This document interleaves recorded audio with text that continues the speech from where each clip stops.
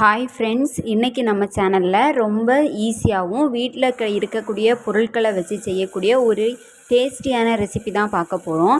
இன்றைக்கி நம்ம செய்ய போகிறது சூப்பரான கிறிஸ்பி டொமேட்டோ பால் தான் செய்ய போகிறோம். ஓகேவா? முதல்ல ஒரு கடாயை அடுப்பில் வச்சு கொஞ்சமாக எண்ணெய் ஊற்றி நறுக்கி எடுத்து தக்காளியை அதில் போட்டு நல்லா வதக்கி எடுத்துக்கலாம்.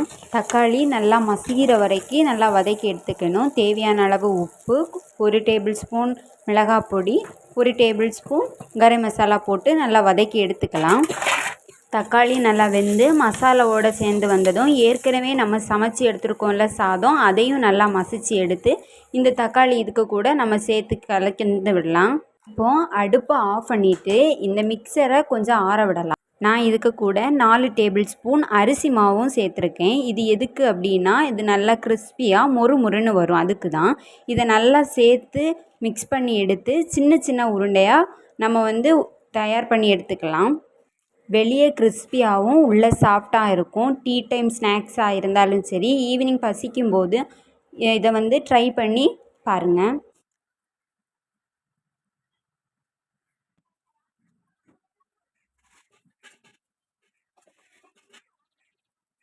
இப்போ ஒரு கடாயில் எண்ணெய் ஊற்றி நல்லா சூடாக்கிக்கலாம். எண்ணெய் சூடானதும் நம்ம தயார் பண்ணி வச்சுருக்கோம்ல டொமேட்டோ பால்ஸ், இது எல்லாத்தையும் மெதுவாக எண்ணெயில் போட்டு எல்லா பக்கமும் கோல்டன் ப்ரௌன் மட்டும் கிறிஸ்பியாக வர்ற வரைக்கும் நம்ம பொரித்து எடுத்துக்கலாம்.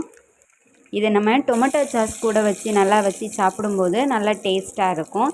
இந்த ரெசிபி உங்களுக்கு பிடிச்சிருந்தால் லைக் பண்ணுங்கள், ஷேர் பண்ணுங்கள். நம்ம சேனலை மறக்காமல் சப்ஸ்கிரைப் பண்ணுங்கள். அடுத்த வீடியோவில் இன்னொரு ஈஸியான மற்றும் டேஸ்ட்டான ரெசிபியோடு சந்திக்கலாம். தேங்க்யூ. Bye guys.